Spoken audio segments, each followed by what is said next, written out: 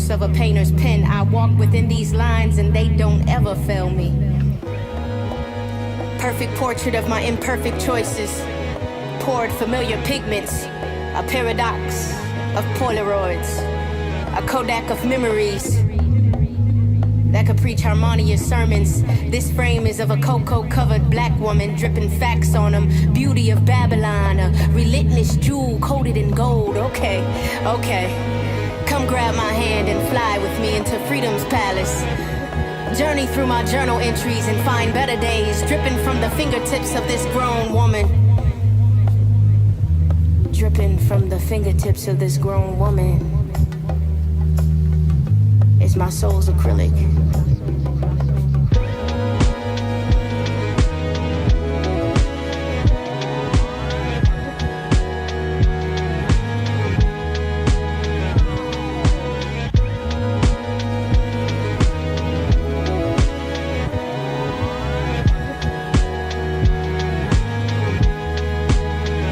From the floor to ceiling, yeah, these colors fill up. Journey dripping, flood the river, my soul's acrylic. Yeah, I coat the canvas with these colors, past and present. I learn my lessons as I travel, cause some damage.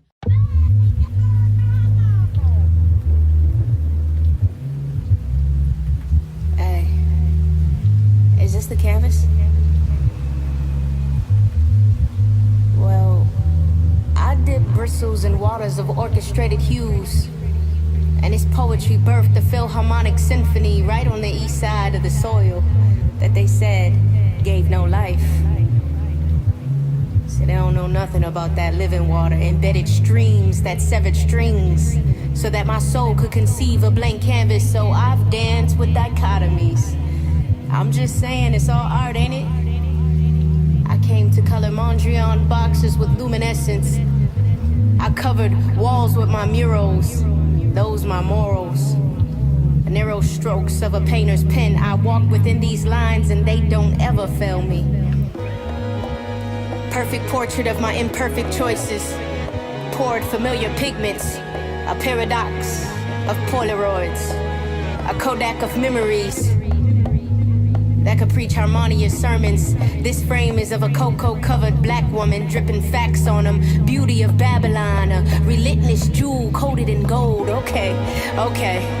Come grab my hand and fly with me into freedom's palace. Journey through my journal entries and find better days, dripping from the fingertips of this grown woman. Dripping from the fingertips of this grown woman is my soul's acrylic.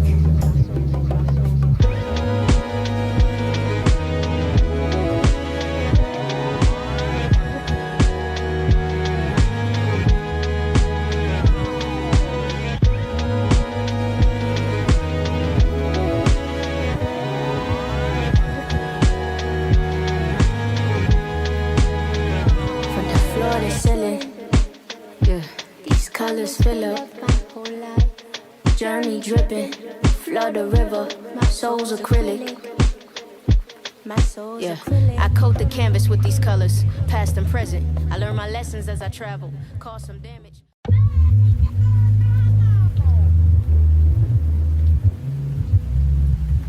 Hey, is this the canvas?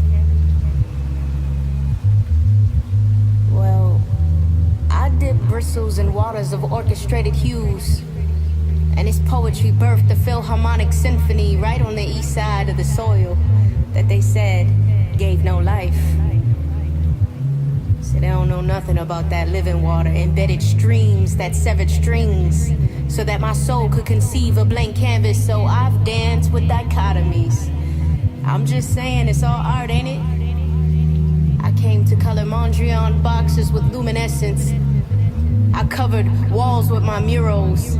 Those my morals. The narrow strokes of a painter's pen. I walk within these lines and they don't ever fail me. Perfect portrait of my imperfect choices. Poured familiar pigments. A paradox of Polaroids. A Kodak of memories that could preach harmonious sermons. This frame is of a cocoa-covered black woman, dripping facts on them. Beauty relentless jewel coated in gold. Okay, okay. Come grab my hand and fly with me into freedom's palace. Journey through my journal entries and find better days dripping from the fingertips of this grown woman. Dripping from the fingertips of this grown woman is my soul's acrylic.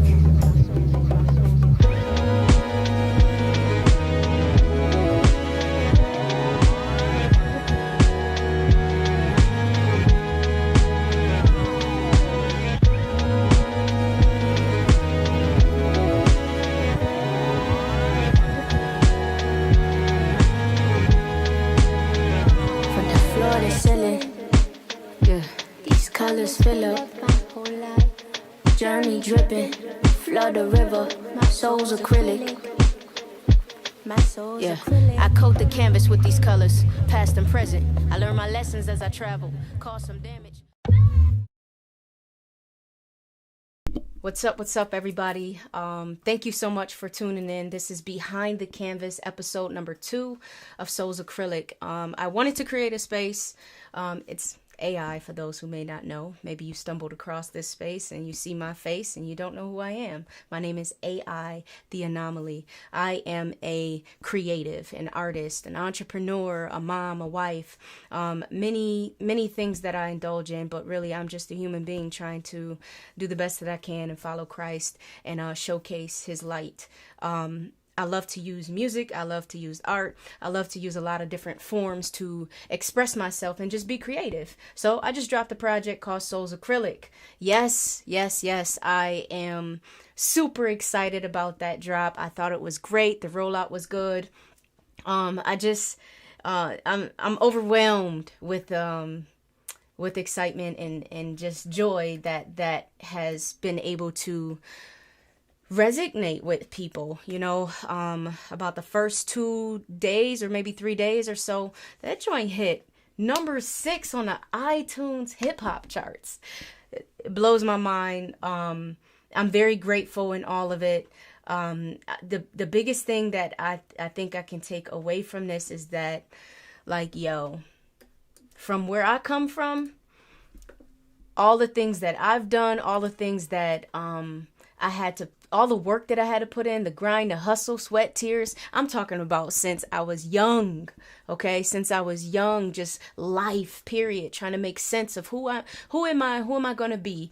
And to get to this space, not just in music, but also within my entrepreneurship, my career, my company, I am just super blessed and grateful to God that he has given me the strength and the wisdom to just push through whatever circumstances and do the things that I love to do while being able to support my family. Super dope. So this is me. This is what you get. This is AI, the Anomaly, and we're behind the canvas. I wanted to create a space to allow for people to get an insight of me as an artist. So you'll see posts on Instagram and you'll see all these different things and, music videos, projects and stuff like that. But you never get to know, my quirkiness, my silliness, my nerdiness, my just love and joy for the art form so much that I will go all in. And this is the reason why I wanted you to come here, so that you can see a little bit of what's happening behind the scenes. So made this project and I wanted to incorporate all the parts of me. Yes, it's hip hop, it's jazz, it's poetry, it's artistic, it's lyrical, it's everything that I am. My family is part of it. My family is on there. My son, my daughter, my hubby, and my mom. And I just wanted to encapsulate or just pour out who I am on this canvas. I went so far as to create an atmosphere of colors, a space in which I had this palette. Everything had to make sense and go according to the theme. If I'm going to do a project, especially an album, I need it to be conceptual because I believe that that's important. So I created a color palette. You feel me? I created a mood board. I created, list and things that I wanted people to feel, and just like, how am I gonna roll this thing out, and how am I gonna be able to pull people in so that they can understand the theme, which is all about paint.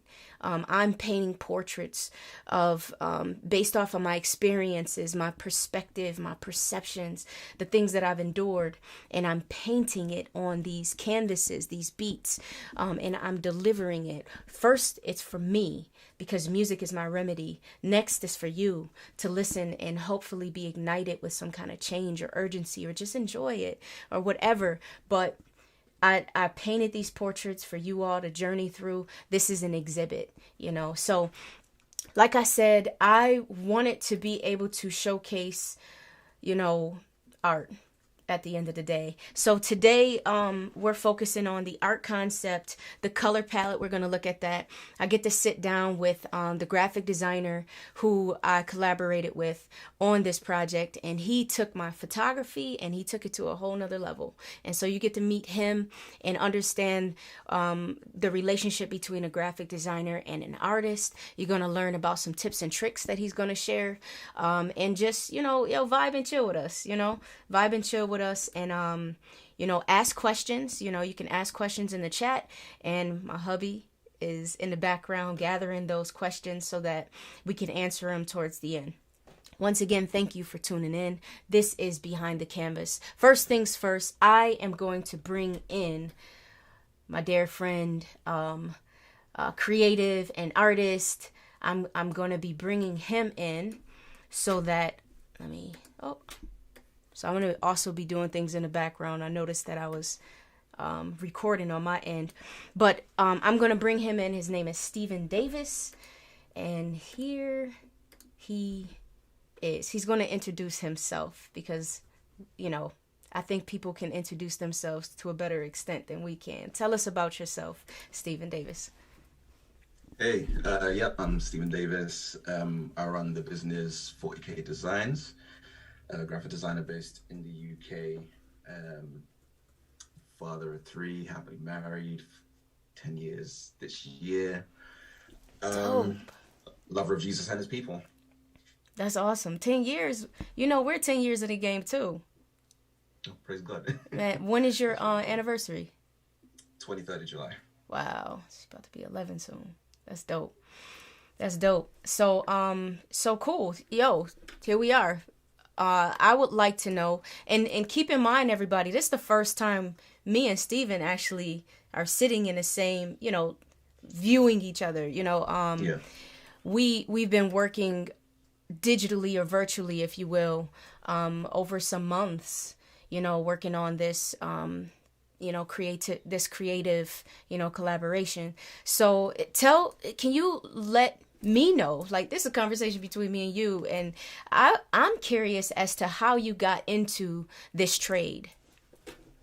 Sure. It goes back probably until I was about 16 years old. That was the first time I started actually getting involved in graphic design. Started doing logos, little bits and pieces for people.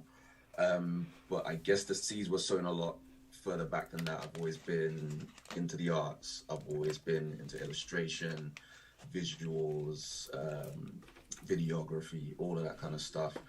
I think the biggest inspiration for me getting into the business was actually my sister, my older sister. So it's literally been everything that she did, I ended up doing. So she would draw like drawings of Teenage Mutant Ninja Turtles.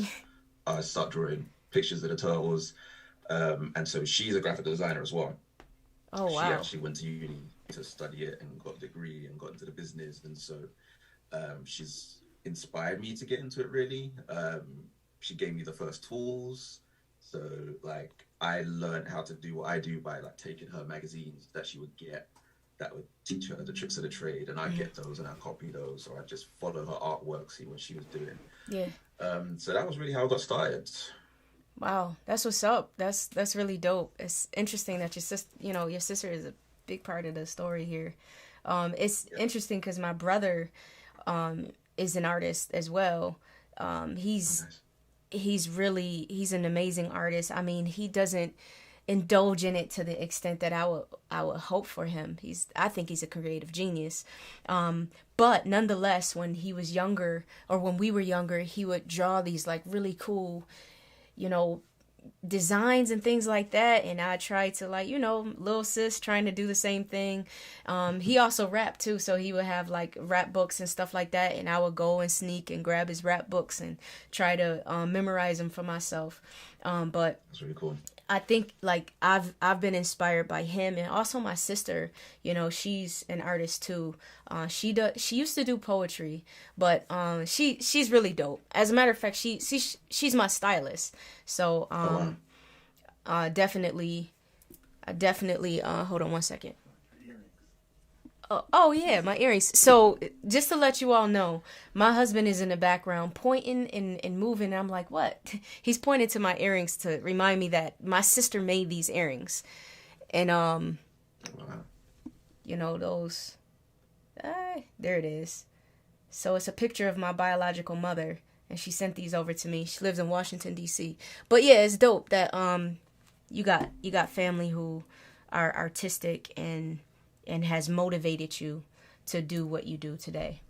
So how long have you been in business, period, overall? Like, gosh, I guess since I was 16, so that's about 20 years that I've been doing it. I was doing it mostly as a side hustle up until about 5 years ago. Up till 5 years ago, I was doing a general 9 to 5. And then through various circumstances, I lost that job. Yeah. Went for a period where I was looking for work, and then I just felt that, you know, the pull from God to kind of be like, just go into business for yourself. And so it probably took about a year for me to really start getting clients on a large scale. So, but since 2016, I've pretty much been working since then. So that's when my business really started to take off. Wow. Yeah. I like what you said about as far as making that jump off decision to go full time. Like, that had to have been a tough move, perhaps, going from one thing to jumping off into that. Yeah. I mean, it's a weird thing because on the one hand, working a 9 to 5, it was something I wanted to do. I really wanted to be in a position where I could actually work from home, so I could be with my family, be with my kids, watch them grow. I remember being in my 9 to 5 and really just like praying to God, like, God, just get me out of this place, just get me out of it somehow. And I didn't expect it to be a literal push out. And so but it's a scary thing, trying to build something from the ground up. Right. Literally up to where it is. Sometimes it can feel like, am I really getting anywhere? Right. But it just takes time and diligence. Yeah, and you just got to keep with it. You know, I was just, earlier I was on a live with Ruslan, and we were talking about, you know, that grind, that hustle. Like, yo, this is the goal, and this is what I'm going to push towards, you know. Everything has its risks, you know. And I think with a lot of people look at entrepreneurship and they said, oh man, this, you know, what a huge risk. But I think it's an equal risk to live and work within a career that perhaps does not make you happy and does not make you fulfilled or make you feel fulfilled. That's a huge risk to your happiness, you know. Yeah. And just a management of you and your emotions of self throughout life, period. But yo, here you are. Like, you know, tell us a little bit about some of the collaborations you've had before even coming over to my creative mind.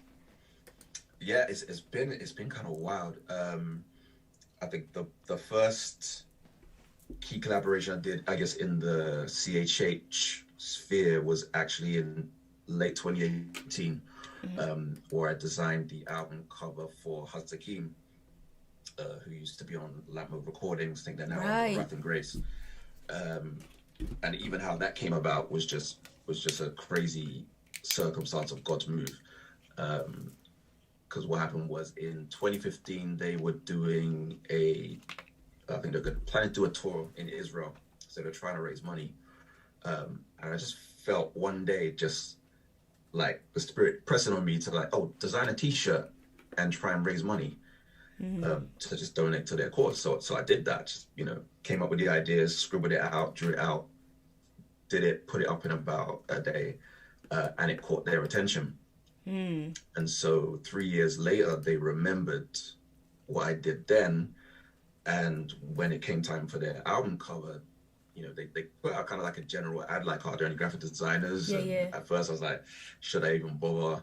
But I thought, let me try, raise my hand. And they got back to me and was like, oh man, we were hoping you would reach out. And I was just like, but it was crazy because they were the first CHH artists I ever listened to. Like, they got me to CHH. Wow. Before that, I was kind of like, oh, what's this Christian rap thing? I was on that G. Craig Lewis tip, like, I don't know about the spirit of hip hop and all that kind of stuff. And it was hearing their music that really showed me like CHH is an incredible tool for edification, for teaching, for doctrine, just for sharing the Christian worldview. Absolutely. So to then end up collabing with them was just crazy. Was a real honor. So that led to doing more work with Wrath and Grace. Did some work with a up-and-coming artist called Alien. And then I've gone on to do work with Who's Meech. Yeah, that's my bro. Hurt, and your label mate, Sailor. Yep. I did a lyric video for him last year, I think. So yeah, those are a few of the collabs. Yeah, man, that's dope. I've seen your work with Meech. I've seen your work with Sailor. I've seen your work like in the past, and you've grown like so much within your skill and your craft, man. Just really good. Like, I remember the video you did for Meech. It was, I was like, yo, who did this? And then when my hubby told me, I'm like, yo, this is dope. This is dope. So I kept seeing your work. It's definitely like your lyric video work. And then I would see your graphic design work here and there, and it really is my hubby who kept bringing you up, like, yo, you should work with Steven. You should work with Steven, have him do a lyric video, have him do this, have him do that. And just how life is. I guess you could call it sleeping. I don't want to say sleeping on you. I definitely wasn't. I knew that you had the skill, the talent, and everything. It's just everything else within my in my space. And so when it came to this, honestly, like, there was one graphic designer that I really wanted to work with, or artist rather, I wanted to work with, but that didn't turn into work. And then I had you next, and so I was like, yo, both of y'all are dope. and I'm glad that I was able to work with you, because you really took my ideas and just went to a level that I didn't even expect. I'm like, yo, this is it. This is perfect. So I'm really grateful that I was able to finally work with you. So, yo, what I want to do really quick is I want to show everybody the album cover alongside the color palette that I created. So I'll talk really quick about the color palette. So in creating like the elements of design for this particular project, I wanted to encapsulate or just be saturated in this idea of acrylic paint and painting and portraits.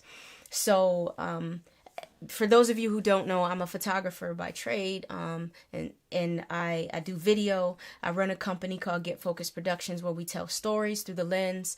I teach for the most part. That's what I love to do. I teach youth, I teach adults, I teach educators, not only about photography and film and telling stories, but also how to design curriculums to build arts and education for young people. And so I wanted to put all of who I am into the project. So if I'm a photographer, then my single graphics are going to have photography. If I'm a videographer or I do video, all of my music videos are going to be creatively directed by me. and I'm going to map out how these videos are going to look, you know, what I'm going to have in them. And, you know, I have strategic goals and plans, and, you know, there's a lot of thought that takes place, just like the thought it takes for lyrics. Same kind of thought when it comes to creating this, you know, this artwork behind the project. So I'm just going to transition so you guys can see the color palette. So I created this color palette, and the different colors that I wanted to showcase, and I named all the colors based off of my family and things that meant a lot to me. So as you can see, I got the blue, that's Juju, that's my husband, that's his nickname.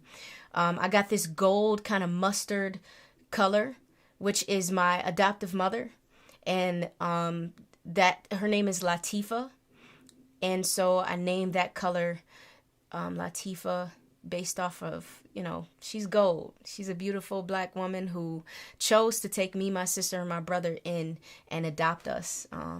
So she's a great deal of my life, and she needed to be on the project, such as my husband, who has been a great, you know, color in my life, if you will, you know, and just painting love and grace and patience within my life. So I wanted to display these colors. And then I have East Side, that's where I'm from, and the East Side has painted colors within me as well, the toughness, the grittiness.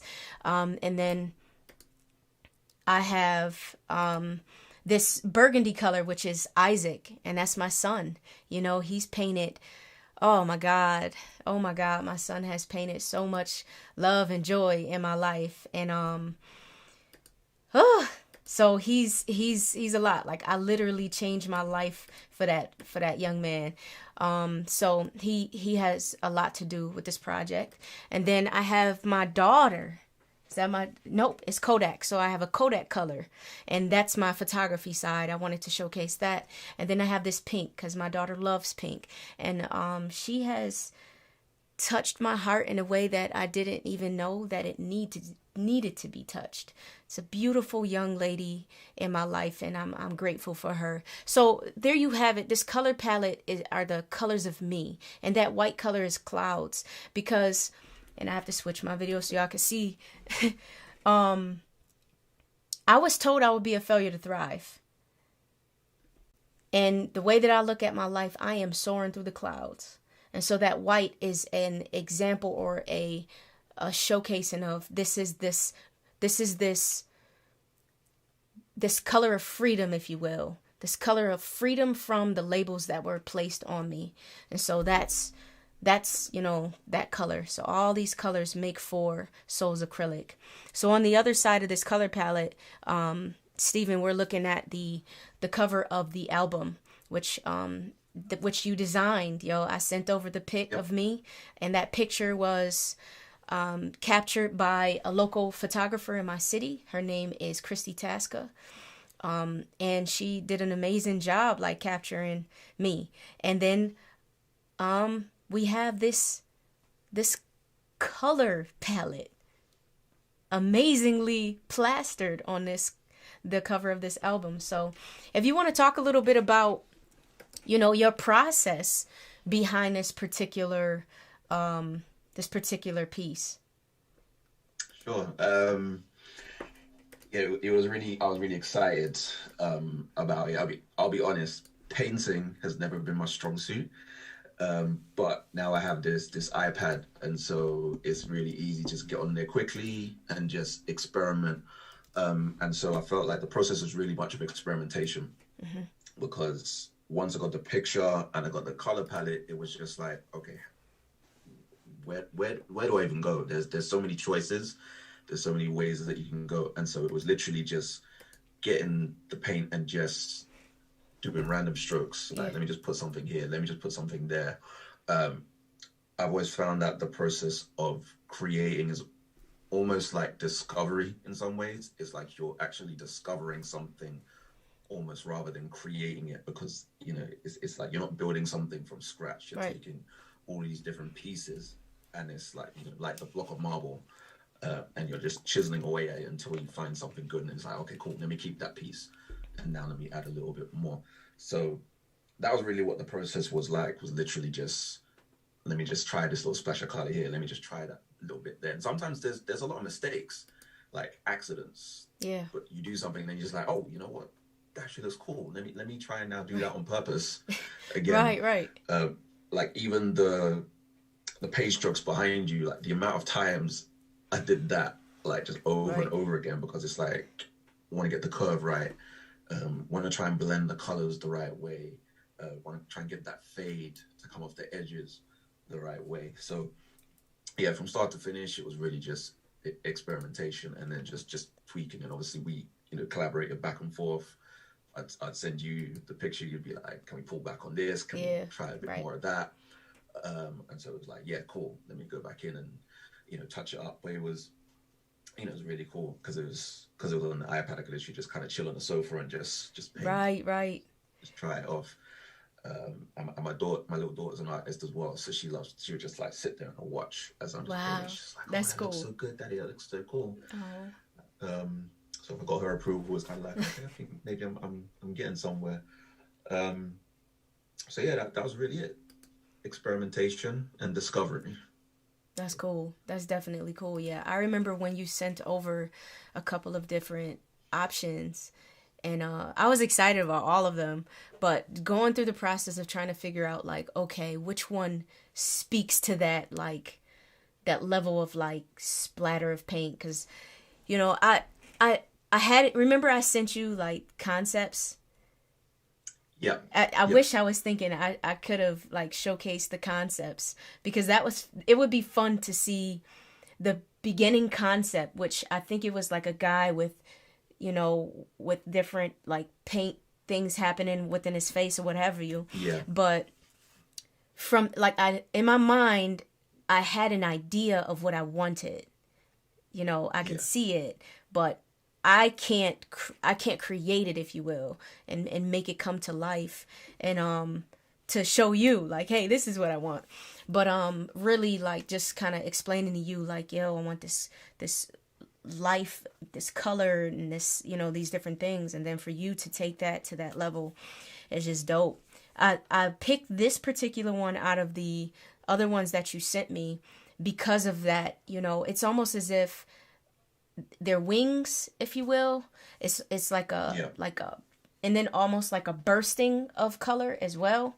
And I love how it swoops around my shirt, like it encompasses, it almost takes over me, the paint, so it's pretty cool. It's really cool. And then the background that you chose of the canvas, you can see the texture of the canvas in the background. It's really encapsulizes what I wanted. Like, you were spot on, bruh. Spot on. So, yeah, definitely appreciated this. Yeah, and the canvas, I felt the canvas texture was really important because, it adds that extra level of depth to it. Like, it's almost like you can feel it. Like, it makes you want to reach out and actually touch it. And even though you can't, it's on the screen, you can't literally feel it. But it's like the emotion attached to it. You can just kind of feel the texture without actually feeling it. This is something tangible, and paint is supposed to be on that kind of surface. So it just wouldn't feel like you can't do something like Soul's Acrylic and not have a canvas. Exactly. There, like it's literally painted onto a canvas. Exactly. So yeah, man, this is definitely dope. What I'm gonna do now is I'm going to bring up the single graphics. So you did 3 of them. Well, you did another one, but things are still to come. But we have these 3 singles that I dropped: Preach, Relentless, and Facts. And man, yo, these came out really good. And as you guys can see, I know you guys are in the chat going in, I see. You have these 3 graphics here that I had to send Steven my photos and explain to him, like, yo, this is the concept, this is what I want. Each of these cover graphics or single graphics, it's my original photography, and then Steven worked to add this color and this flare.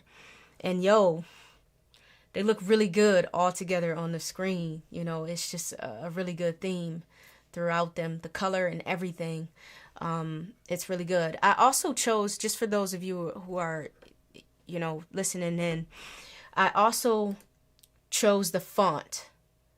You know, everybody in my city knows me as the font Nazi because I'm really a stickler about fonts. And so that font for the titles, that's a font called Hackney. And then underneath it, I think it's that Butler font as well. Fonts and design and all of that is very imperative throughout the process of creating. You got to know, you know, balance of color, balance of design with textural, you know, pieces. It is very important and imperative, you know, that we, you know, be intentional. But these, like, I would like to know, what is your favorite cover out of these three? Preach, Relentless, and Facts. It's tough. I think out of those three, I bounce between Relentless and Facts. Maybe Relentless. I think why Relentless, because it took me a bit longer to get that one just right. And it was a thing of working with the darkness of the picture. Right. Because with some of the other ones, they were kind of on a light background. It's easy to just put it on the white canvas and it would just blend in fine. Whereas with Relentless, it was kind of like, oh, should I put it partially on the white canvas? Should I put it on black? And then I just got the idea to just invert the colors of the canvas, make it all black, and just put it there. And I particularly like the way it looks like the fist is just coming out of the It's almost like color. 3D, almost, yeah. Yeah, and that obviously played into then the animated version of the single cover as well, to kind of have that 3D effect. Right. So yeah, I think Relentless, but Facts is kind of like right up there. Yeah. Well, I just like the way Facts came together. Yeah, they all look great. I feel like I like Relentless for the same reasons. Like that would probably be my number one. And then Facts would be number 2, and then Preach would be 3. Relentless because I took that picture of a friend of mine during like the heightened level of, you know, the riots and the social injustice that was happening. And so I did a series of photos, and it just embodied the way that I felt about what was going on. And so that's why that sticks out to me so much. And then the song itself, you know, I think that image really, really captures the emotion of the track. Like no matter what, I'm gonna be relentless. And I feel like that's a good showcasing of what Relentless feels like, you know, that gripping of the fist, you know, that shouting in the background. And then Facts, I took the picture of the money at a local shop. I think it's in Allentown. And, you know, this is like pinned up money on a board at a store. And I took this picture and I was like, yo, this would be dope. The concept behind it was like the money concept is, number one, what would you do for it and what would you get for it? You know, and so I could change. The song itself is just like, yo, I can change up if I chose to, but I choose not to. I choose to focus and just be driven within who I am as an artist and what my content is going to be about. I could switch up for money, but I choose not to. And then what I do with my money is my choice too. So I choose to invest in the next generation of creatives with my money. You know, so I wanted to use that photo because I felt like it really touched to the whole point and concept. And then Preach, you know, obviously microphone, Preach. But yo, remember the original series of photos that I sent you for Preach? Yeah, it was a completely different concept. Completely different. So I sent Steven a couple of photos that I took when I was in Pittsburgh of like these rooms. Josh, what is that cathedral that we were at? The International. I think it was like the International. In Pittsburgh, there's this cathedral spot, but it's also part of a a campus, a college, and each room is a whole different culture. And so when I was there, I was taking pictures. It was this one room with these old school chairs, or perhaps they weren't necessarily old school. It's more the culture and how the woodwork is. And so I took pictures of the woodwork of the chairs in this classroom. And my original thought was to have this vibe of being in a classroom and you're being taught. Because the idea of preach, learn something, teach something, make a stack, take that, X, Y, and Z. And so I thought that having that image would kind of showcase. But, it just didn't work. It just didn't work. Yeah. I would like for you, if you can, talk about when things don't work for a client. What's your process in that, and how do you take that? Yeah, I mean, my process kind of connects to my whole ethos with the whole thing is like, I'm not going to stop until you're happy. So some designers will have that kind of thing of, I'll do 3 revisions, I'll do 2 revisions, and kind of like, once that's it, that's it. I prefer to stick at it until we find your vision, until we hit on, right. And I feel like I have a fairly good instinct for when something's going to work and when something's not. Like, generally, I tend to kind of feel it first. But obviously, I'm working on it. And I feel like generally, if I feel like it's good, the client tends to feel like it's good as well. But in terms of when something just doesn't work, sometimes it can be frustrating. I'm sure. You as an artist, because it probably looks weird to anyone watching. If anyone watches me, they might just see me just there, and I'm just like this. Yeah. Just staring at the screen for hours. Yep. But they don't know it's all going on up here. It's in there, bruh. Yeah. It's all going on up here. I'm not just staring at it. And sometimes it's literally just flicking between 2 different images, like just click, click, click, click, click, click, click. And it can be such a hard thing to get right, because you might just need to move something like 1 pixel this way. Right. All the difference, but like I said, it's discovery. So sometimes you might need to go away, take a break from the screen, and then come back. Just disconnect from it and then come back. And sometimes you'll find that inspiration will just come elsewhere. Or in the case of with Preach, I think sometimes the right picture, you just get it. Right. So I think with the first image, it was a powerful image, and I was like, oh yeah, this will be great. Yeah. But then I don't know what it was just hard to get it to have that same X factor to it. But then with the second one, it was just like, okay, cool, yeah, this is, I'm vibing with this will be easy. So sometimes a concept just needs to be switched up. Sometimes you need to go back to the beginning. And I think as a designer, one thing I learned, because I in uni actually did filmmaking. So my degree is actually in filmmaking. Oh, wow. So I had to do things like screenwriting and all that kind of stuff. And one of the principles I took from that, which has stuck with me through all my creative stuff, is kill your babies. Sounds horrific, I know, but it's just the thing of, you get very attached to your art and what you're doing, right? And you need to be able to actually let go.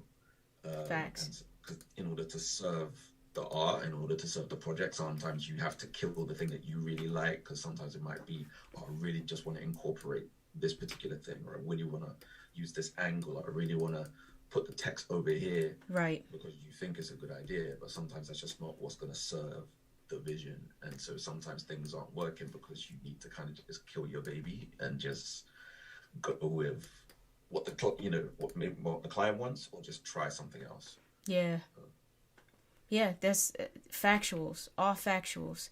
So I was able to pull up the original, at least one of the original photos that I sent to Steven.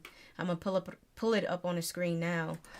This is one of the original photos that I sent him. And the other thing, if you notice, all of the photos were in black and white because I wanted the color to stand out while also while also allowing for the photo to stand out as well.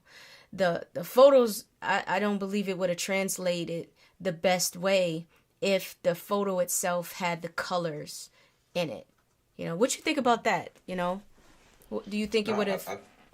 I think it was great, and I think you're absolutely right. Because I think if it did have the color in it, the colors from the palette just wouldn't have been able to pop the same way. And there's just something about black and white photos. They're very visceral. They're very vivid.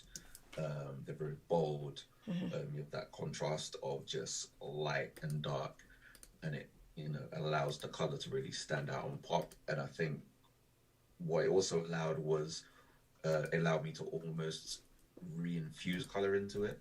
So adding those little strokes onto the edges of things, it's almost like you're trying to paint the color back into it. Right. So yeah, I think it was absolutely a great choice. Yeah. To be black and white. I think it fit. It worked really well. It worked really well. I'm just looking at the graphic images now. Yeah, definitely worked out to it's perfect. You know, I was very, very pleased and happy. I was like, yes, you definitely on point. So what I want to do is then, you know, you do animation, you know, so I was like, hey, how about, you know, to continue on with this idea of painting and paint strokes and, you know, acrylic, how about we create, you know, these assets, you know, for social media and to just be able to create these promos. How about for our promos, we do an animation of the process of you creating the piece. So it's like on canvas. And so it's this duality or this idea that one, the artwork is being created on this canvas, but as you're watching the artwork, the music is being painted on the beat or the track, which is a canvas to me. So you have these two art forms kind of coming together and kind of dancing with each other. So what I want to do is I want to pull up the animation for Soul's Acrylic, the cover. So we're going to watch that, and then we're going to chop it up and talk about it.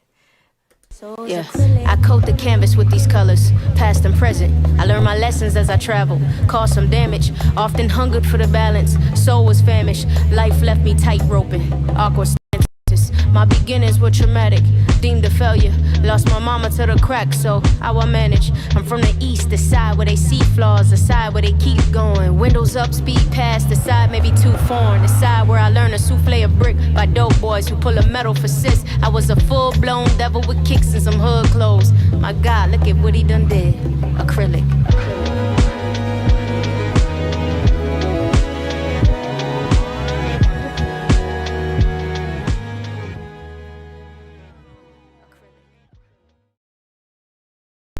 So yeah, the so fire. So fire. So tell us a little bit about your process in creating that animation. So that was the Soul's Acrylic cover. Yeah, I mean it was simple really. So once I designed the cover, because it's on Procreate on the iPad, so everything's on layers. So all of the strokes, the photograph, the background, everything's on separate layers already. So it was really a process of just pulling it then into Photoshop. And what I do once it's in Photoshop, I just name each of the layers. So I know, okay, this is a splash that's going in the background, this is a stroke that's going in the foreground, etc., etc. And then I would pull that into After Effects. And the great thing about After Effects, these are all Adobe programs, so they all interlink. So I literally just drag and drop into After Effects, and it would just automatically layer it. It's just all there. And so what I then had to do is just move things around where I wanted it to be. There's this particular effect called stroke, and so it was literally drawing on the strokes and then timing it to the music. So just pick a start point, pick an end point, and it would literally just fill in the strokes for me. And then, yeah, that was pretty much it. what I was proud of was the way like your face will come on. That involved actually getting separate images of brushstrokes. So it's just like a flat image, like a black and white image of a brushstroke, and then kind of animating it on, and then I'm doing 2 layers. So I'd animate one, and then animate it again at the same stroke, so it kind of looked like it's coming on with 2 strokes. And just throw several of those on, so you'd see the rest of the images kind of form as it's coming in. I'm a bit of a perfectionist, so I still look it down. I'm just like, man, there's still some things I would tweak, and still some I things know how that is. differently. Yeah. But yeah, I'm proud of how it came out in the end. Yeah, it was fire. I remember opening up the file for the first time, and I was like, yo, this is it. It just feels good when like somebody can take your idea and make it happen. I was so excited. I was so impressed too.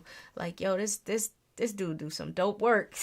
So yeah, this is like the beginning of this creative collaboration.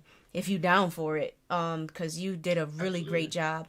And also, I respect your professionalism and your being committed to the project and being consistent with communication.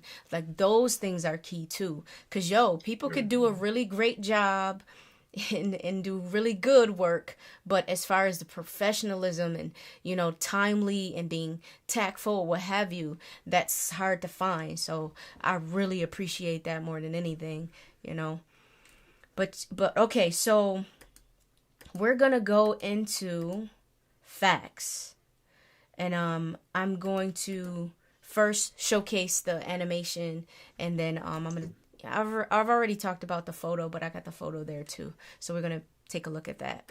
Ding this. My business is philanthropic, that's a fact. Yeah, I capture truth with my optics. Yeah. I put profit in other markets, invested in younger pockets, cause next gen they be watching. Fact. Yeah, I exhibit prints of the living. Yeah. With encryptions, ignite a difference. Yeah. I spit vicious with pure intentions. My flim fluent combined tools. I'm instrumentous. Ding this. My business is philanthropic. That's a fact. Yeah. I capture truth with my optics. Yeah. I put profit in other markets, invested in younger pockets, cause next gen they be watching. Fact. Yeah. I exhibit prints of the living. Yeah. With encryptions, ignite a difference. Yeah. I spit vicious with pure intentions. My flim fluent combined tools. I'm instrumentous. Ding this. So as you saw through that animation, I had on the side of it the original photo. So Steven took the photo and like did magic with it and did that animation. Was it difficult to do that one? No, not at all. It was the same. So I know you had to drop the background. Once I did the first one, yeah. Once I did the first one, it was actually really straightforward because what I could do is just basically drag and drop. So it was almost like I had a template already. So once I did that album cover, I was literally just kind of dragging and dropping layers and just switching them around. Yeah. But what I wanted to do to kind of switch that one up was to rotate the camera as it kind of zoomed out. Yeah, that was a dope. So just to kind of add a bit more depth and all that kind of stuff to it.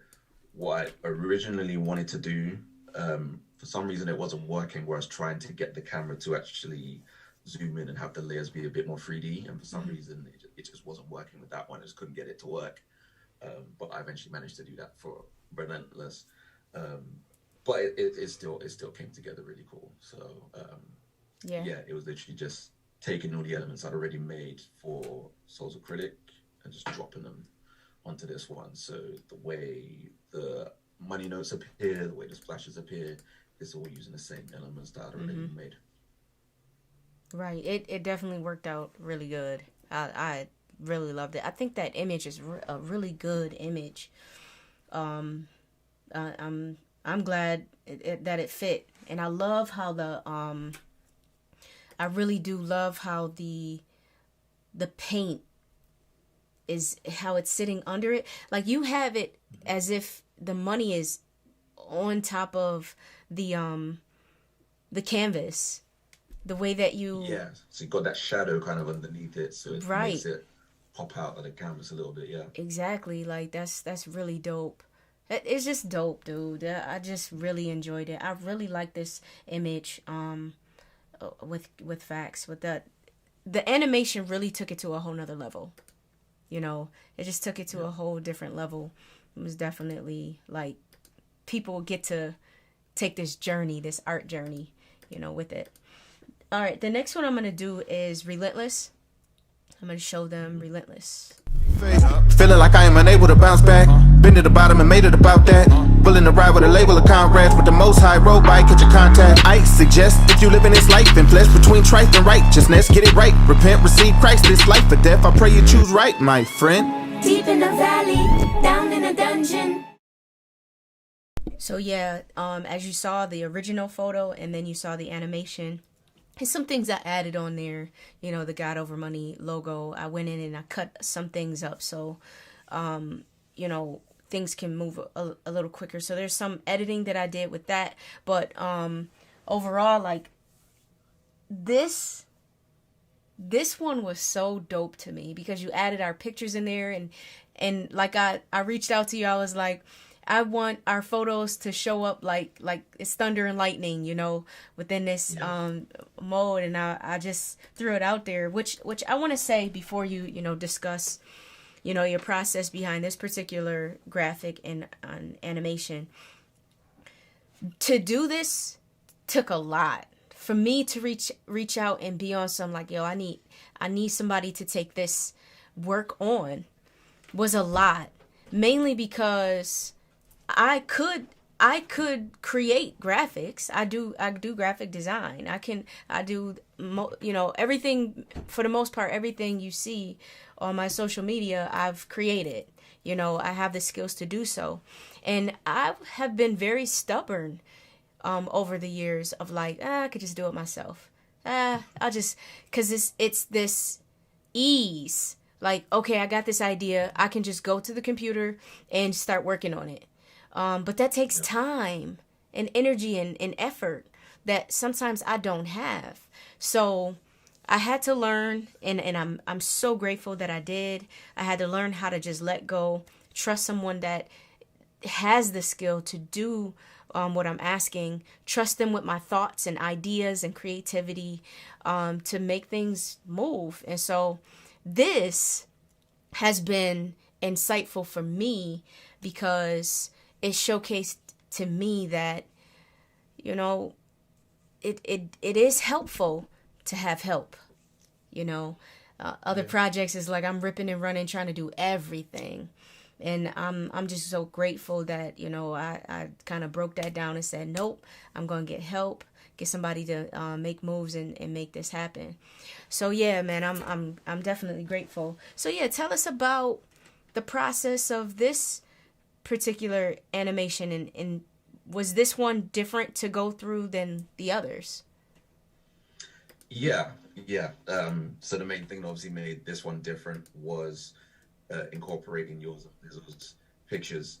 And I'll be honest, because it was like the big man of God Over Money's on there as well, it felt like that extra bit of pressure. Like, I need to get this. I need to get this right. Like, Right. So yeah, it was a little bit different adding in your pictures, and like I said, this one had a lot more of the 3D in it. Yeah. So starting off zoomed in on the face, and then you have the hand kind of coming out. So literally you have to separate the hand from the picture, cut that all out, put down a separate layer, and then really just, where am I going to put the splashes? I'm going to put this one before, how far back am I going to put it? And again, it is one of those things of sometimes you get happy accidents. So it, like the way the splashes just started to kind of come in, it almost looked like paint just dropping onto the canvas. I was like, yeah, that's great. Let me just keep that in there. And then even just figuring out where to position you both, the timing of the flashes, of all that stuff. And then, you know, I went for a thought of, shall I actually try and draw and animate lightning? Should I try and do that as well? But I had you doing a lot of work. I had you working. It was worth it, and it turned out great. But yeah, trying to figure out how to get the flash, the timing, and excuse me, and yeah, all the colors and all of that lot. So it was a lot more involved than the other ones for that reason. Um, but once I had those things down, then it was, it came together and flowed. And yeah, it was one of those things where it's literally just, okay, just tweak this a little bit, because the timing is so important, and you're trying to time it to the music as well. Yeah, Is the other thing. Is trying to figure out when exactly to get the pictures to appear, when to get the text to appear, and right. Like I said, happy accidents. It just kind of comes together. Those are always good. Happy accidents are good. Well, I'm glad you had many happy accidents throughout this process, because it turned into gold. It's really good. Like, your work is amazing. Just gonna pop these up on the screen one more time so everybody can see. These are the 3 single cover graphics that he did, and also the cover of the album is he did that as well. So, you have Preach, Relentless, and Facts. And like I said, these are original photos. And then I gave him the concept. I gave him the idea. And he made magic happen. And it's fire. Definitely fire. So, I also wanted to say... Yeah, go ahead. Before I forget, that it was really cool for me to be able to work on a project where I wasn't just doing the album cover, but also take the visual concept and put that into singles as well. Because I'd seen it, and I'd even seen it with your last album, with Blank Canvas, and I'd seen the visual connection between the album cover and the other ones, and seen lots of other artists where, I think it's cool when the singles can really match the visuals of the album, because it's almost like you're continuing that same story. Yeah. You can see that it's all connected. So I was just kind of so excited to be able to do that. Just have the same visuals, have the same elements, have the same fonts and all that kind of stuff. So yeah, and it's for me to go on Spotify and just see them all together. I know. Sometimes I'm just there and I just sit back. I'm just oh man. Yes. I get a buzz out of just seeing our work just there, out there, and even on the Instagram, just seeing people putting it on their stories. It's art. It's art. I had to, it's just fire. It just all came out really good. It really, and I'm proud to look at my work. And 5 years from now, I'm pretty sure when I look back, I'm going to be proud, and happy that I took the time to be intentional, and I'm grateful that, Trish was the one kind of pushed me, is like, you should get Steven to do all of the graphics. And I'm like, that makes sense. I've seen people do it, have this kind of constant conception happening throughout the singles that drop. And I'm like, one day I'm gonna do that, and here I am. I think it just turned out really, really good. The animation, the covers, and things like that. And then now, I have the journal. The book, I'm going to actually show the merch pack really quick. Let me see if I could bring that up. Yep. So besides the cover graphics, Stephen has been down for me for this whole project, as far as the art concept. This is a true collaboration. He's been down. He built the graphics for my updated Pray Push Persevere shirt, which I have right here. He's the one that designed this. I told him, I said, I want something fresh, and I wanted to, match with the idea and the theme of, acrylic paint, and still have the Pray Push Persevere, go all in concept. And when you sent me back this graphic, I was like, yes. I was so excited. It was a process at first. You had to get there. But still, when this one came, I was like, he hit it right. He got this. He got this. This is perfect. And so he also built the graphics for the merch pack. And so I'm going to transition to show you the merch pack. So here's my merch pack. And yes, by the way, it is available for pre-order. You can go to the link in my bio, you know, whether it's here on YouTube or Instagram or what have you, and you can pre-order this pack. And so as you can see, there's a couple of different, you know, items that you'll get. You get an enamel pin, which I believe I have it on my hat. And you get a sticker. This big piece of work here with the cover is a art print, and it's actually on a really nice, you know, it's on a really nice backing. It's not your average art print, so it's a little unique, you know. So you can get some command strips and put it on your wall, or just save it, and it will be signed as well. And then there's the album, of course, the person, you know, the physical copy of the album, and then the shirt. And then the most the piece of it that I'm very happy that I pushed through and made it happen is the journal. So I created a journal, and it has original photography in it, and it has poetry in it as well. And you can be inspired by the poetry, inspired by the photography, and then you can write. So just to show you guys real quick, this is the journal. The original cover is this, and we decided to change the cover because when we saw this, the merch pack all together, it just didn't mesh well with this, you know, this being the cover. So we talked and decided, you know what? Just go for it with the cover of the album as the cover of the book. So yeah, if you want to go check that out, you can. Pre-orders are now until the 19th, and you know, when they're gone, they're gone. It's the merch pack itself, the signed copies of work. But there also will be things in the shop that you can purchase as well. So I want to know, like, when the word got to you, when Trish told you, like, yeah, she wants you to build, you know, the graphics for a merch pack, what were your thoughts? Like, what was going on in your mind when you kept getting more and more? It was, to me, it was great. It was great because every bit of work I have to do is a blessing, because it's not just, you know, the reward of creating something and seeing the satisfaction of when you get it and you're happy with it. You know, is literally, you know, feeding my kids, you know. Right. So no, it was great. I was just there, like, almost at a point, like I felt bad, like, how much money am I costing you right now? But it was great, you know. So I was always happy to just kind of get in and do more. And so yeah, I was excited to do the merch pack and just take the same stuff that I'd already made and just make more visuals because I love doing merchandise as well. Love doing the t-shirts. Yep.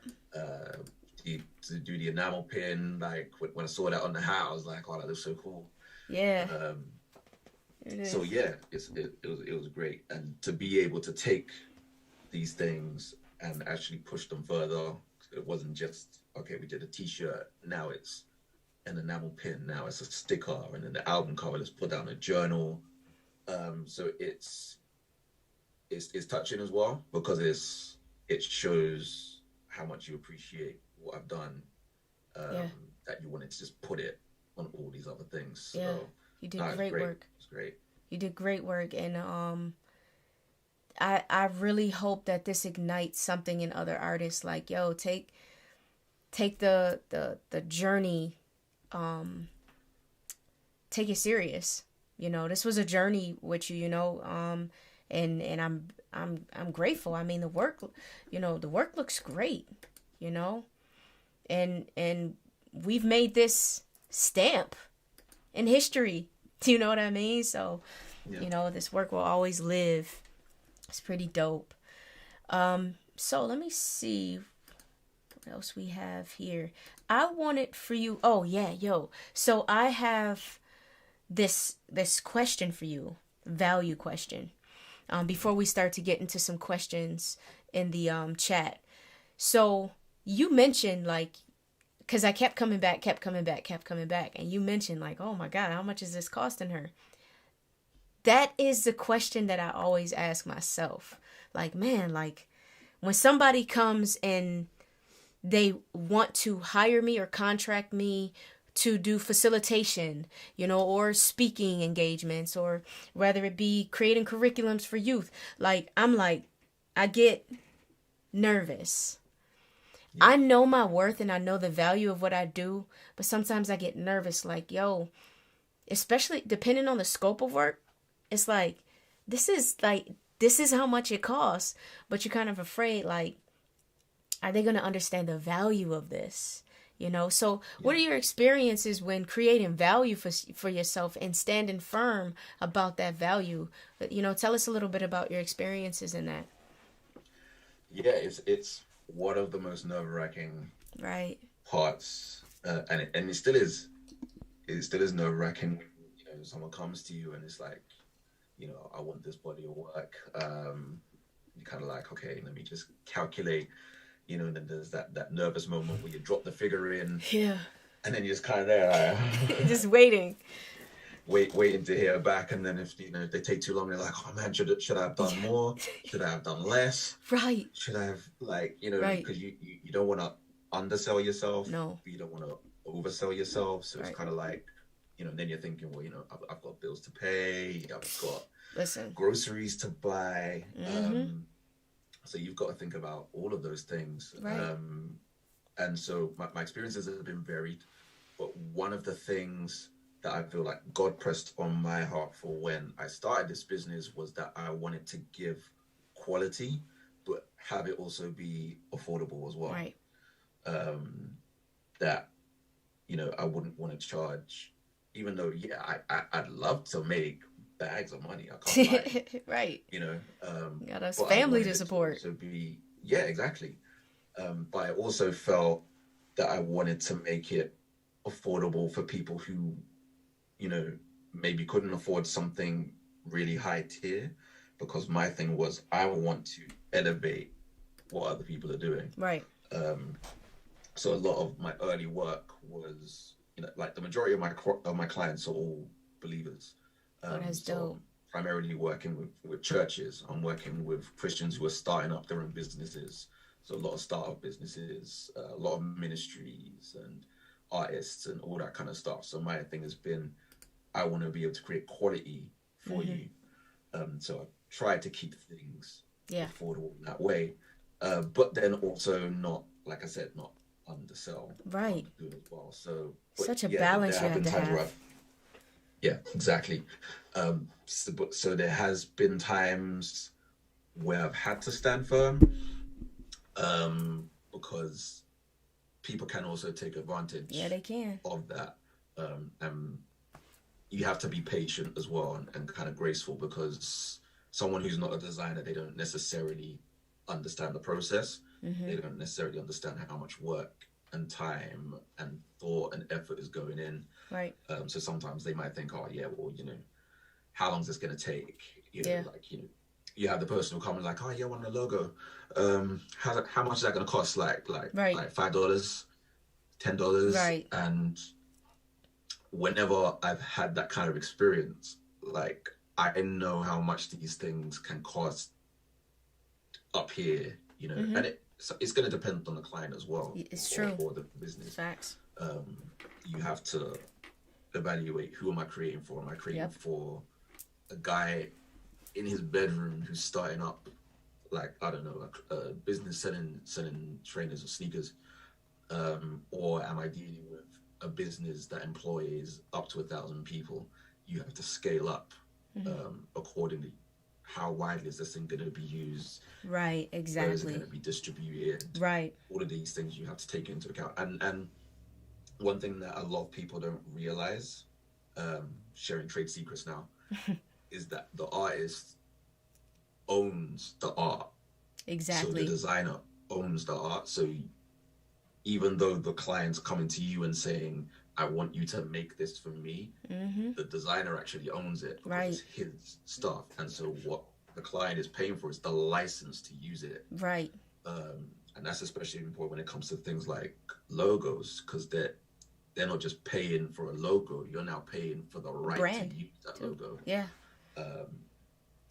And so depending on the size of the business, it could be like, oh, I'll lease this to you for 2 years. And then after those 2 years, they now have to come back to you and relicense that logo because unless you literally sell them the entire rights, like lifetime rights to it, otherwise you own that work. So a lot of people don't talk about that, you know. No, they don't. It's the same thing in my line of work with video. People in photography, a lot of people don't understand that concept, and I think it's because we as the artists sometimes don't speak up about it because we have this understanding like they're not going to understand, you know. But you know, of course we make moves accordingly. Like if we're dealing with a company where we know you understand that there's copyright and there's you know licensing, that usage fees and things like that that's attached to it. And yeah, man, I have to educate my clients a lot on that. You know, a lot of times, like I'll do photography for a client or a company, and on that contract it'll say license, user fees, and you know, things like that.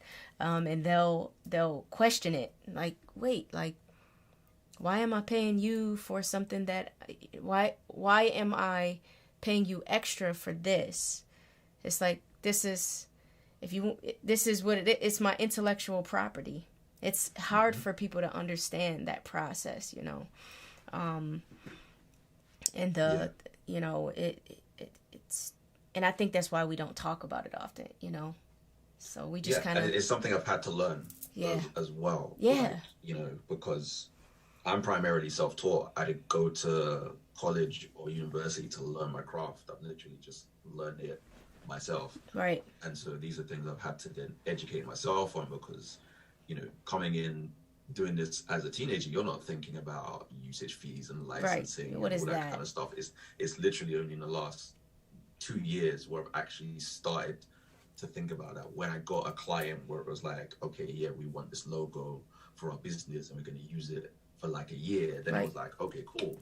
Now I know how I can price this accordingly, right? You know, in accordance with how you're going to use the work, you know, or even seeing news articles where you have, you know, singers who are trying to sue photographers for the pictures that they've taken, and you realize the artist doesn't own it.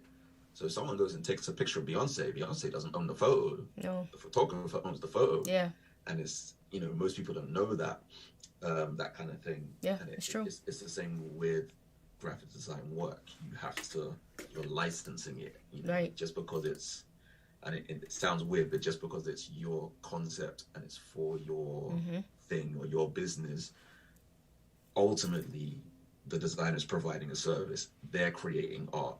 And so it's their intellectual property. Yeah, exactly. But yeah, it's something we do have to.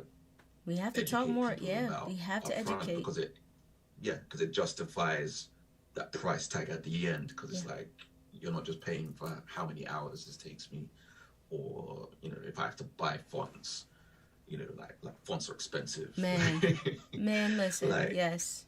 It's crazy how expensive fonts are. Like you wouldn't think, but you could be paying hundreds for one font. Yeah, you know, and all of these things that you need to factor in. Yep. Go ahead. Sorry. No, go. I was gonna say, which is why I came to you with my fonts, because I just strongly believe, like, I wanted to give you, I wanted to respect you. You know, I wanted to come to you with a level of respect. Like, here's my vision. Here are the things that I have. I gave you brush strokes. I gave you all of these assets so that you can use them within that space, and you know, like, okay, this is what I got to work with. So you wouldn't have to necessarily go and like start spending money on things that you may come back to me and say, you ever had a client that you've already spent like money on fonts and, you know, certain things. This is earlier in my career where I was spending money on these assets to work to work on a project, and then the client is like, no, I don't like it. It's like, oh my God, I already spent like half the budget on trying to come up with these things. Learn the hard way. My workaround has been to try and use royalty-free stuff. Yeah. That way. Yep. It's I'm not having to pay for it up front. Right. And it's all good. Like, my dirty little secret is that for a lot of design stuff, I maybe have like 5 fonts that I tend to go back to type because they just work. Yep. And it's just I just change the size in here, change the spacing there, and it's just because sometimes the same fonts just work in a multitude of spaces. It's true. And I'm not saying I do it to save money, but it does save money. Mm-hmm. But it's also great to have things like Adobe Creative Cloud. Yeah. Now what they offer is they offer a font suite. Right. So you can now literally get thousands of fonts from in there. And you're just paying, a certain amount a month or a certain amount annually, and you get all these resources, and so it makes things a lot easier because now you have a lot of variety that you can choose from. It really does make a huge difference. But yeah, man, just going through the process of learning about my value was a journey, and finally getting to a point like, yo, this is what it is.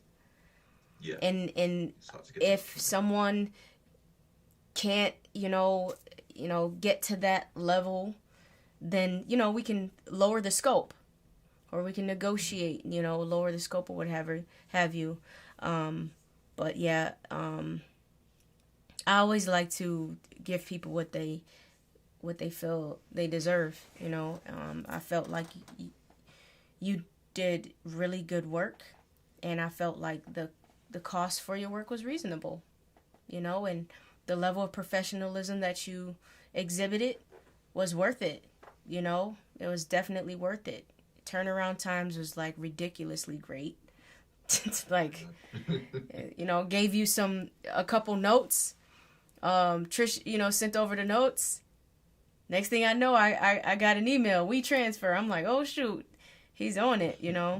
So that's really, valuable because, working at the speed in which I'm working at, sometimes it's like, yo, I need this like in 24 hours, which is insane. That's insanity. But, I think you understood, and you made it work.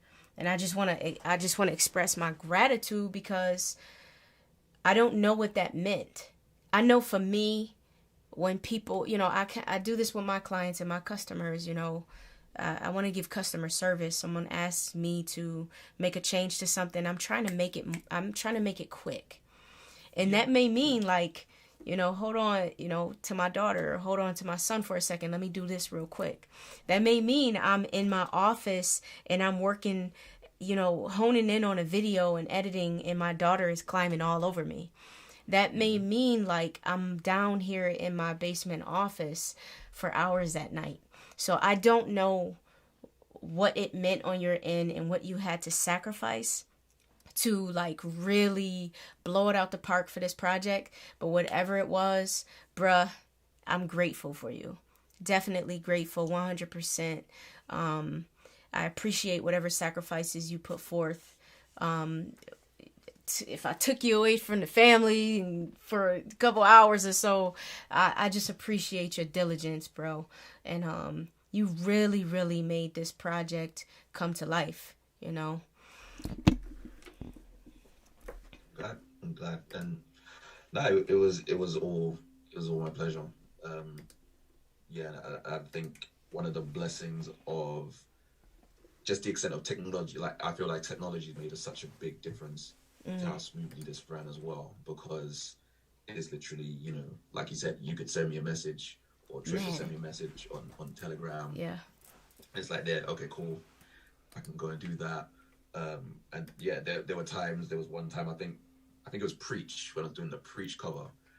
And I think it was trying to get a fast turnaround, and then I had to go out at the time. And so I literally scrambled to try and get all of the assets onto my iPad. Yeah. And I was at my mum's house. I'm literally there, just chilling on the sofa, doing the work. And mum kind of comes in like, "Oh, that piece of kit was worth it then, wasn't it?" Like, yeah, you know. So I'm there like Sunday dinner, and I'm there working away. But you know, and you know, my kids, bless them, yeah, sometimes, and my wife, sometimes they see the back of my head. Yeah, I get it. I get it. But at the same time, I think my setup is such that, you know, like you can see it, like, yeah, the family's still around me whilst I'm working, right? Prayerfully, and it's one of the blessings of being able to work from home is that I'm around my kids, I'm around my wife all this time, and they can see what I'm doing. So, and that's dope. You know, my wife was just as excited to see me doing this stuff because, you know, she likes God over money, so it was like, sweet, God over money. That's dope, man. Shout out to your wife, and your family for, you know, being part of this process too. You know, being in the room while you're creating, like all of that. I don't take any of that for granted, bro, because I know how it is. You know, you know, I know what it takes to create with excellence and not leaving your space because you're in the zone. And you know, if you leave your space, you're going to lose it. So you have to zone in, and your family being supportive enough to be like, yo, I get it, you know. So like I said, man, I'm just truly grateful, and I think it worked out really, really good. And I'm excited to see what else we can create. You know, I don't think this is the end. I think we definitely can do some more stuff. And really quick, I want to give you the opportunity to tell, you know, the viewers and people who are tuned in right now about how you can be reached out to, you know, what you offer within your business, you know, and those kinds of things. Sure. Yeah, so I can be reached. Best two ways is probably by email. So that's Stephen@40k.com, FORTYK.com. You can just shoot me an email straight. That'll put you on the best ways. Other way would be on Instagram. Just send me a message on Instagram. So the Instagram for my business is at 40k Ltd. So yeah, those would be the two best ways to get in contact. On the Instagram, you'll be able to see a link to my portfolio page, so you can see my work and what I've done there. Obviously, there's some things on Instagram as well that you'll be able to see. So that's probably the best way to get in contact. In terms of what I do, obviously, you know, albums and single covers, Right.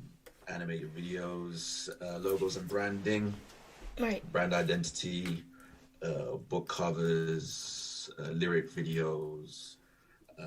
If it's graphical, I do it, you know. So, and even if it's something I haven't done before, I'll try and learn how to do it so that I can do it. So.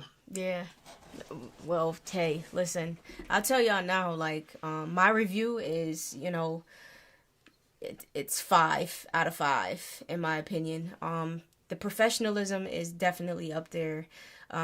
Creativity, ease of communication, price point, you know, I feel like I value your work, so it was nothing to pay what you asked, you know, I think that's important, you know, and just really quick in that, I know a lot of times it's difficult as artists, you know, especially like independent artists. I kind of still move that way because I've been doing a lot on my own for a long time.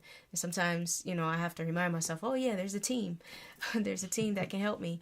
But, you know, even with this project, like I invested in my project. I invested because I believed in it.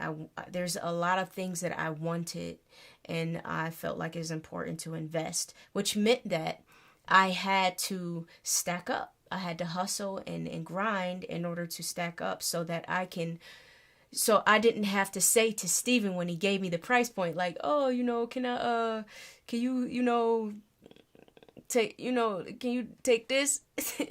I know this ain't what you asking for, but can you take this? And, you know, I was able to say yes, that, you know, all right, whatever, you know, whatever you're asking for, I got it, you know. And he worked diligently and made it happen. And I think it's fire. I think what we got out of it is fire. I'm just going to go back to those 3 single graphic covers. Boom.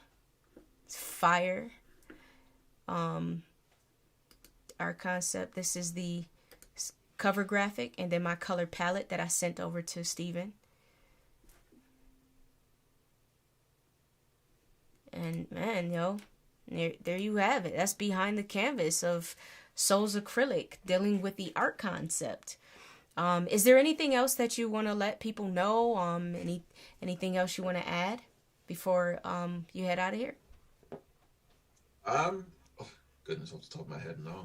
I mean, I think that's all cool. Hopefully people know where to find me and they know where to find my work. And yeah, may I just say that the album itself is such quality as well. Like it's one thing for me to do the art, but the music behind it as well. Thank you. Is just on point. So, you know, so it is a great album.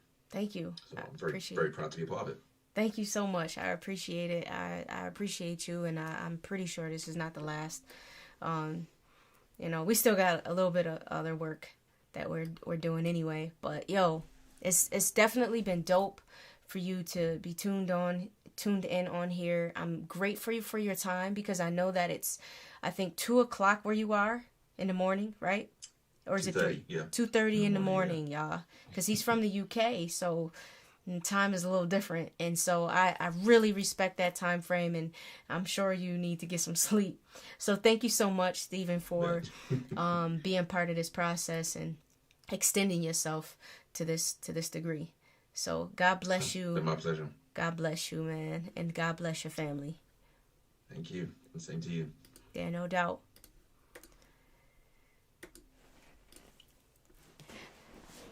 All right. So, yes. So that was Steven. Saw me do my little wave. That was Steven Davis from 40K Designs. He created the cover graphic of the project. He created the single covers, these. So Preach, Relentless, and Facts. He created the animations that you saw. So the promo videos with the animations of the cover graphics, he designed that. Yo, man, just dope. It was a dope journey. It was dope being able to learn from him, his process. Yo, I'm just grateful. For being willing to allow myself to accept help. I don't know where I would have been if I didn't say, can you help me? I value what you do. Can you help me? Because yo, yes, I could have did it myself, but I would have been stressed out, to be honest. It's just another thing. So throughout this project and throughout this space, I pulled in a lot of different people. And so last week, you got to meet the producer, Carolina Blue. Today, you got to meet the graphic designer who designed the graphic cover, some of the singles, the merch pack. You know, this right here. Want to make sure I show the merch pack. Designed the merch pack. And, you know, the cover graphics and my t-shirt, you know, t-shirt design and everything. Like he did a lot of work, y'all. He did a lot of work, and I'm grateful. He did a great job. Next week, you guys will meet a couple members of my team for video productions. Their schedules are a little tight, so fingers crossed if they're able to come on. Either way, I'll be talking about the process behind the creative directing of the videos that you saw. So all the videos that were done, I directed, you know, co-directed and had concepts for. I had a stylist for, project manager, set manager, and different people for those things. I really wanted to give it all I had, y'all. Really, I just wanted to give it all of me and create something that could showcase who I am as an artist. So, yeah, next week we're going to be talking about video productions. And then the week after is going to be a different day. It's going to be Tuesday. And we're going to be talking with my sister, who is my stylist. And after that, the last episode number 5, I'm going to be sitting down with Trisha Bell. I'm sorry, I'm getting tired. But Trisha Bell, and I contracted her to be my project manager for Souls Acrylic. She works with Art Soul Indulge. She's Art Soul Indulge. I'm wildin'. Yeah, I am tired. I cannot wait to go to sleep. But she is the founder of Art Soul Indulge, and I had her doing the project management, and it was great. It was great. She kept me focused. She kept me organized. Did some social media work for me, and just all around good. I had a great team for this time going through this, and I'm just grateful. So yeah, so definitely check out the next one, talking about video productions. That's next Thursday. And just stay tuned, stay tuned, stay connected with me. Go to my website, check that out. I just updated it and got some, changed some things around. Got the shop all updated. So if you guys ready to go do some pre-orders, you can. We got that merch pack. Make sure you go and check that out. But also, I'm on Patreon. And my members get to see some exclusive material, some things that I don't share on social media. I'll be dropping some behind the scenes of some of the videos that I've done, that I worked on, only in Patreon. I may sprinkle some stuff on IG here and there in other spaces, but my Patreon members are those who support me on a monetary base. And because of their monetary support, I am able to support the next generation of creatives in my city and surrounding city. I'm able to support them, build programs, build opportunities for young people to showcase themselves or showcase their art. And, they're helping me help the next generation. So for them, they get, they get exclusive stuff. They get discounts. They get, all of that good stuff. So if you want to become a Patreon member, go to the link in my bio and sign up for that and help me help them. So, of course, go stream Souls Acrylic, share it, send me messages, tag me, post something about it, enjoy it, experience it, do what you want. I have freely given it to you. Here it is. Go check it out. Go stream it. Do whatever it is. Support me as I continue on this journey. Become an all-a-night and sign up for the email list so you can find out about things that are to come. Other than that, we got some questions. Let's take some questions. Let's look at the questions here. Let's see. I know my hubby sent me some questions. Let me pull those questions up. I know you guys are in the chat asking away, and I want to make sure that I get to these questions. See a lot of familiar faces. I see Jay Azalea is up in here. What's up? I see Shannon, my sis, Wolfpack. She's in here. Shout out to J Dub. Love God and Neighbor. Shout out to you. Thank you for being here. Jen, she's here. I'm very grateful for you. And here's some questions. Somebody asked, how do you keep up with being a mom and being a rapper artist? I just try to manage it all and be aware of situations in which it's like, yeah, I'm doing too much. I need to calm down. And allowing myself to actually calm down. It's very difficult because I'm stubborn and I'm a perfectionist. And so, thank God that I have a husband who cares a lot about me and reminds me, even though I push back and yeah, I'm good. It's like, no, you're not good. You need to just go to bed and go to sleep so you can get some rest, so you can be okay for whatever else you need to do.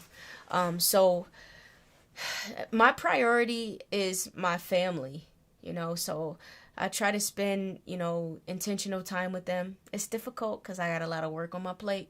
But, like I said, it's all about trying to manage all of it. As an artist, as a rapper, it's all of who I am. So it's just me just trying to manage it on a day-to-day basis. You know, just grind, hustle, do whatever I need to do to make moves and be aware of when I need to chill. And for the most part, someone said, is it tough to create something design-wise related to music if you haven't heard the music? Do you feel you need to hear a sample of the music to help with your design inspiration? That sounds like a great question for Steven. I wish I saw that question earlier, but I know for me, I know from my process of writing music, I'll have concepts in my mind that do not necessarily come from a track or what have you. It's just like a thought. And so I know for me, I'd prefer to create on a canvas like a beat. But if that doesn't serve itself and I just hear like ideas, I'll just write them down. So, but it is easier to hear the music and then create or design. I can't assume or speak for Steven, but that's a great question. I wish I saw it before he left. And coming to think of it, I should have, I'm learning and growing, and I should have asked these questions while he was on here. I'll make sure I do that next time. This question says, do you have a preference with your equipment for design, software, computer, tablets? This would have been a great question again for Steven, but as for me, my preference for cameras are Sony. I've come to love Sonys. I'm using a Sony right now, which is connected, so we can get this crisp image. It's a Sony 7 III that's connected to my computer. I like using my laptop when I'm on the go and my desktop when I'm really in a creative mode. I got my, my monitor here and my speakers, and I just zone out, and I have a bigger kind of palette, if you will, especially when I'm doing work on editing. I need this big screen so I can see the quality and I can work on different things for my clients. Somebody asked, in what ways did this collaboration push you in your growth as a designer? Oh my God, I wish I thought of asking questions. Listen, y'all, I'm learning and growing. That would have been a great question for Steven. I'm learning. Next time I won't let this happen. I know that it pushed me and it helped me to I'd say give up. Oh, actually, Steven is in the chat. Answer these questions, Steven. These are great questions. I'm gonna assume that he'll answer in the chat. I'm surprised you didn't go to sleep. It is 2:43 in the morning where you are. But thanks for answering those questions. Thank you. The next question is, do you have a preference or preferential environment that you like to cultivate in your space that helps you with your design, focus, and creativity? Great question for Steven. And as he's answering that perhaps in the chat, I can speak to this as far as environment is concerned. It depends. Like, I can be in a quiet space. It depends on what I need. So sometimes I need a quiet space in order to create. I know for me, it has to be clean. It can't be like overcrowded for me. There's just too many things and I feel anxiety and I'm like, yo, I can't work in a whole bunch of chaos. I can't think straight. Sometimes I like having music playing. Sometimes I don't. Sometimes I can have a video playing in the background. Sometimes I can't. If I'm editing, some work for some corporate clients, like some videos. I was just doing a video for a school that I'm in contract with, and I was watching a show as I was working on certain aspects of the project. But when I started to edit the video, I can't watch no show. There's too many things happening. I gotta shut it down. It looks like Steven answered the question in the chat. Steven said, my design space is literally my living space.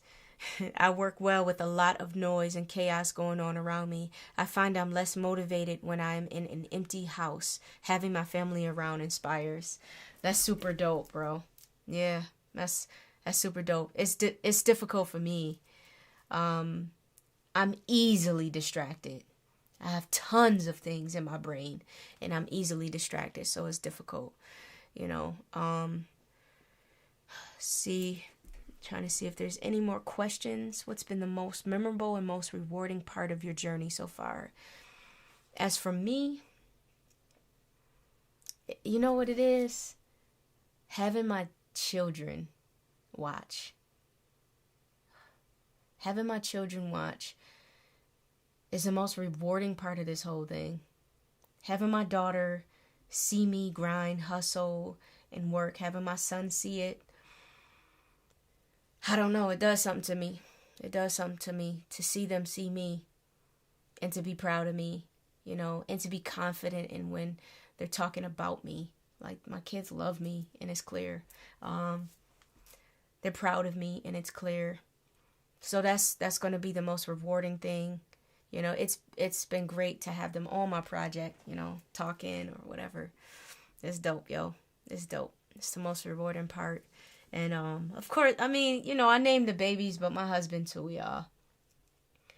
Having somebody who believes in you enough to say, I'm going to step aside and allow you to do something that I know is going to be beneficial to other people. And my husband believes in me, man, and he supports me like crazy. And that's rewarding to have somebody who truly believes and supports me. I deserve it. I deserve it. And he deserves me. We deserve each other. And I think it's dope what we have built in our lives. So, yeah, no doubt, man. No doubt. I see Stephen threw a message in here. He said, I can second that. When your kids see what you're doing and they find it amazing, it hits different in a different way. Yeah. And you literally see them getting inspired. Yeah, man, it's nothing more doper than that. Nothing more doper than that. So, yo, as you can hear, my voice is going to that place. That place that it goes when it's late at night or early in the morning. It goes into that raspy zone. And in literally in minutes, my voice will shut down and it'll be a wrap.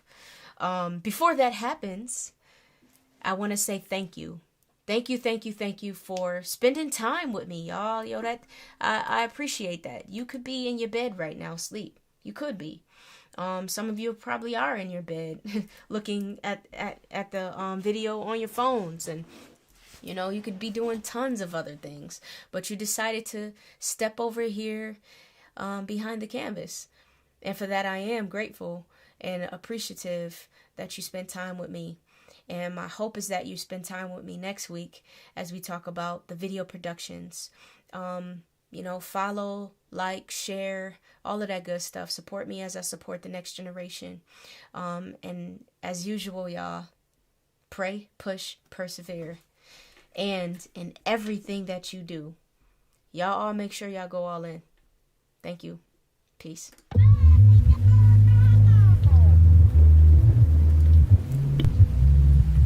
Hey, is this the canvas? Well, I dip bristles in waters of orchestrated hues, and it's poetry birthed the Philharmonic Symphony right on the east side of the soil that they said gave no life.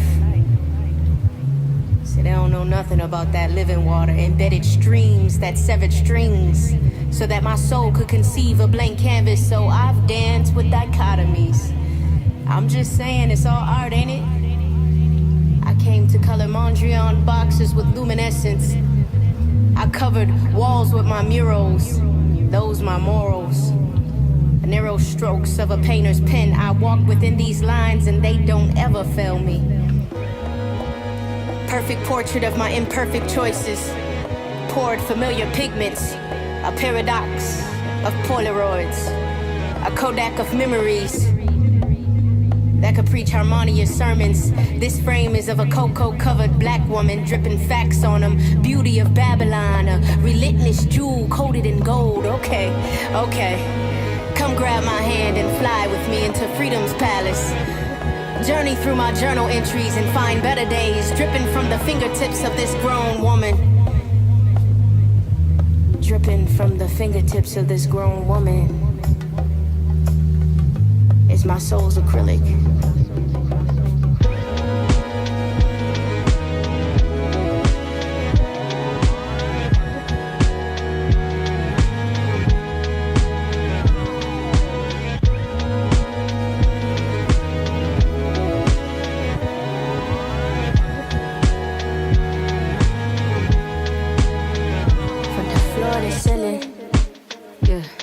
Colors fill up, journey dripping, flood the river, my soul's acrylic. Yeah, I coat the canvas with these colors.